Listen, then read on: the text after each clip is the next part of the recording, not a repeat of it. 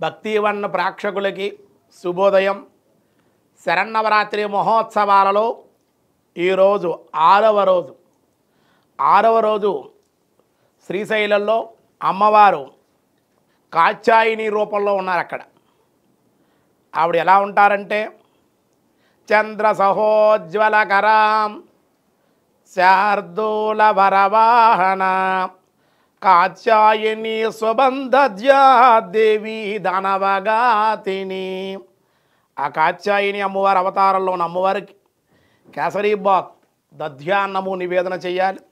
ఇక మనకు వచ్చే అవతారాల్లో ఈవేళ శనివారం కావడం, అలాగే అమ్మవారి తిథి కావడం వల్ల ఈవేళ చక్కగా 6వ రోజు లలితా మహాత్రిపుర సుందరీదేవిగా అమ్మవారు లలితా త్రిపుర సుందరీదేవి అవతారంలో ఉన్నారు.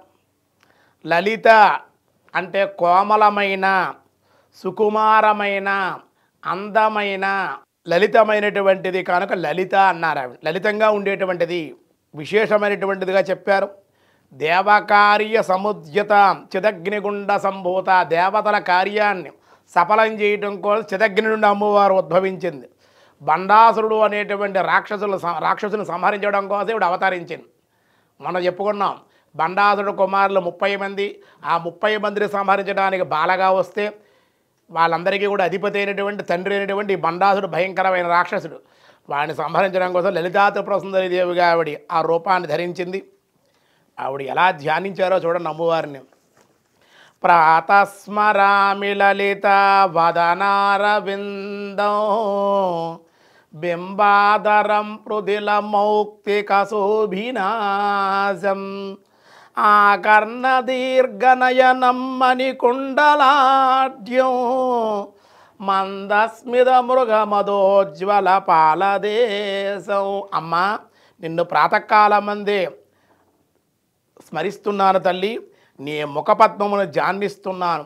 దొండ పండు వంటి పెదవులతోటి, వెలసిల్లే నాసికంతో, చెవల వరకు పొడవైన కన్నులతో, మణిమయమైనటువంటి కుండలాలతో, మందహాసంతో, కస్తూరి తిలకంతో శోభిల్లే శ్రీ లలిత ముఖపద్మాన్ని నిరంతరం కూడా ధ్యానిస్తున్నాను తల్లి. ప్రాతర్భజామి లలిత భుజకల్పవల్లి రత్నాంగుళీల సదంగుళి పల్లవాడ్య మాణిక్య హేమ వలయాంగద శోభమానం పుండ్రేక్షు చాప కుసుమేషు శృనిర్ధదానం ప్రాతర్నమామి లలిత చరణారవిందం భక్తిష్టదాన నిరతం భవ సింధుపోతం పద్మాసనాది సురనాయక పూజనీయం పద్మాంకుశం ధ్వజ సుదర్శన లాంఛనాఢ్యం ప్రాతస్తుతే పరశివం లలితా భవానీ త్రయంతి వేద్య విభవాం కరుణానవాద్యం విశ్వస్య సృష్టి విలయ స్థితి హేతుభూతం విశ్వేశ్వరీ నిగమవాంగ్ మనసాతి దూరం ప్రాతర్వదామి లలిత తవ పుణ్యనామా కామేశ్వరేతి కమలేతి మాహేశ్వరేతి శ్రీశాంభవేతి జగతాం జననీ పరేతి వాగ్దేవతేతి వచస త్రిపురేశ్వరేతి యశ్లోక పంచకమిదం లలితాంబికాయా సౌభాగ్యదం సులలితం పఠంతి ప్రభాతే తస్మై దదాతి లలిత జడిత ప్రసన్న విద్యాం శ్రియం విమల సౌఖ్యమనంత కీర్తం. అమ్మవారిని ఆరాధిస్తే, స్మరిస్తే చాలట సౌభాగ్యాన్ని. విద్యా దదాతి విమల సౌఖ్యం అంటున్నారు. విద్య, శ్రియం, సంపదలు, సౌఖ్యము, కీర్తి, అనంతమైనటువంటి ధైర్యాన్ని, విజయాన్ని, సుఖాన్ని, ఆనందాన్ని, ధన సమృద్ధిని, రాజత్వాన్ని, హోందాతనాన్ని కూడా లలితా త్రిపుర సుందరి జ్ఞానాన్ని, అలాగే పాపాన్ని నశింపజేస్తుంది. లలితారాధన అంత విశేషమైన శక్తి, ప్రసన్నత, సౌందర్యం కూడా లలితాదేవిని ఆరాధిస్తే చాలామంది చూడండి చాలా అందంగా ఉంటారు. ఎందుకంటే లలితాదేవి ఎంత కోమలంగా ఎంత లలితంగా ఉంటుందో ఆరాధించేవాళ్ళు లలితాపారాయణ తప్పులు లేకుండా చదివేటువంటి వాళ్ళకి భక్తిగా ఆరాధించేవాళ్ళు లలితాదేవిలాగా అందంగా ఉంటారు, సౌందర్యవంతంగా ఉంటారు, సద్గుణాలు కలిగి ఉంటారు, సుసంపన్నంగా ఉంటారు. వాళ్ళు చాలా విశేషం. లలితాదేవిలో సౌందర్యం ఉంటుందన్నమాట. ఆ సౌందర్యం ఆరాధించే వాళ్ళకి వస్తుందన్నమాట. చాలామంది జుట్టు ఊడిపోతుంది, కన్ను కనబట్టలేదు, ముడతలు పడిపోతున్న శరీరం పడ్డారు. అలాంటి వాళ్ళ లలితాదేవి సౌందర్యలహరి అమ్మవారిని సౌందర్యమూర్తిగా లలితాదేవిని విశేషంగా ఆరాధించమని చెప్పారు. లలిత అంటే కోమలంగా ఉంటారు వాళ్ళు. అమ్మవారు పాశాంకుశం, పాశము అంకుశము, పుండ్రేక్షు చేప పాశాంకుశ అన్నాం కదా. కాబట్టి ఆవిడ పాశము ఒక చేతిలో అంకుశం ఒక చేతిలో పట్టుకుంటుంది.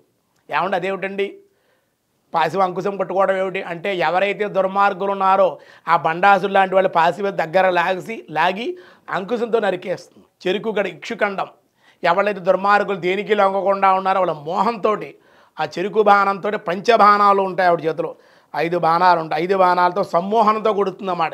వాడు ఏ రకంగా లొంగుతాడో చూస్తుంది, ఏ రకంగా సమ్మోహనంతో కొడుతుంది. స్త్రీమూర్తి కదా, ప్రకృతి కదా, ఆ మోహంతో కొడుతుంది. అందుకే ఆ చెరుకు గడ ఆ బాణం విల్లు నారాయణుడి దగ్గర నారాయణ కుమారుడు మన్మధుడి దగ్గర లలితాదిపుర సుందరి దగ్గరే ఉంటుంది. రాజరాజేశ్వరి వీళ్ళ దగ్గర ఎవరి దగ్గర ఉండదు. ఇక్షుబాణం అన్నమాట, పంచబాణాలతో ఉంటుంది. 5 బాణాల్లో కూడా శబ్ద స్పరిశ రస రూప గంధాలనే బాణాలు, శబ్దం ద్వారా కానీ రసం ద్వారా కానీ రూపం ద్వారా కానీ గంధం ద్వారా ఇలా 5 రకాల తన్మాత్రమైనటువంటి పంచతన్మాత్రాలతోటి ఆ బాణాలు కలిగి ఉంటాయి. లలితా త్రిపుర సుందరిదేవి ఆ విధంగా ఆవిడకి ఇష్టమైన పుష్పాలు కదంబ పుష్పాలు, అలాగే కలువలు, ఎరుపు రంగు గులాబీ రంగు తెలుపు రంగు కలువలు, గులాబీ పువ్వులు, అమ్మవారికి ఇష్టమైనటువంటి గులాబీ పువ్వులు, అలాగే అమ్మవారికి ఇష్టమైనటువంటి విశేషమైనటువంటి దవనము, మరువము, మల్లి, జాజీ పుష్పాలతోటి అమ్మవారిని విశేషంగా ఆరాధించాలి అని చెప్పారు. అంతేకాకుండా అమ్మవారు విశేషమైనటువంటి రూపంగా మనకి చెప్పబడుతూ ఉందన్నమాట. లలితంగా కోమలంగా ఉండే అమ్మవారిని విశేషమైన ఆరాధన చేయాలి. ఈవిడికి కదంబాన్ని నివేదన చేయాలి. అలాగే పులిహోర, క్షీరాన్నము, కట్టు పొంగలి కూడా నివేదన చేయవచ్చు. అలాగే కదంబాన్ని నివేదన చేసి చాలా విశేషం అని చెప్పారు. కదంబ పుష్పాలతో కదంబ వనవాసిని గుడాన్న ప్రియతమానస గుడాన్నాన్ని కూడా నివేదన చేసి కదంబ పుష్పాలతో లలితా సహస్రనామంతో కానీ లలిత అష్టోత్తరంతో కానీ అమ్మవారి కుంకుమ పూజ చేసుకుని ఆ కుంకుమను ధరిస్తే విశేష సత్ఫలితాలు కలుగుతాయి అని చెప్పడం జరుగుతుంది. ఆ లలిత మహాత్రిపుర సుందరి, త్రిపురాసురుడు అనేటువంటి వాడు ఉన్నాడు. వాడిని పరమశివుడు సంహరించాడు. బంగారపు అలాగే వెండి ఇనుముతో కూడుకున్నటువంటి నగరాలు ఉన్నాయి, వాడికి ఆకాశంలో ఎగురుతూ ఉంటాయి. ఆ 3 పర్వతాలు ఏకకాలంలో ఎవడైతే కొట్టగలుగుతారో అప్పుడు మరణిస్తాడు. అటువంటి త్రిపురాసురు యుద్ధం చాలా భయంకరంగా జరిగింది. అటువంటి యుద్ధం త్రిపురాసురు సంహరించాడు కనుక పరమశివుడికి త్రిపురేశ్వరుడు అని పేరు ఆయన. మన భర్త గారు సీఎం అయితే సీఎం గారు భార్య అంటారు, పిఎం అయితే పిఎం గారు భార్య అంటారు.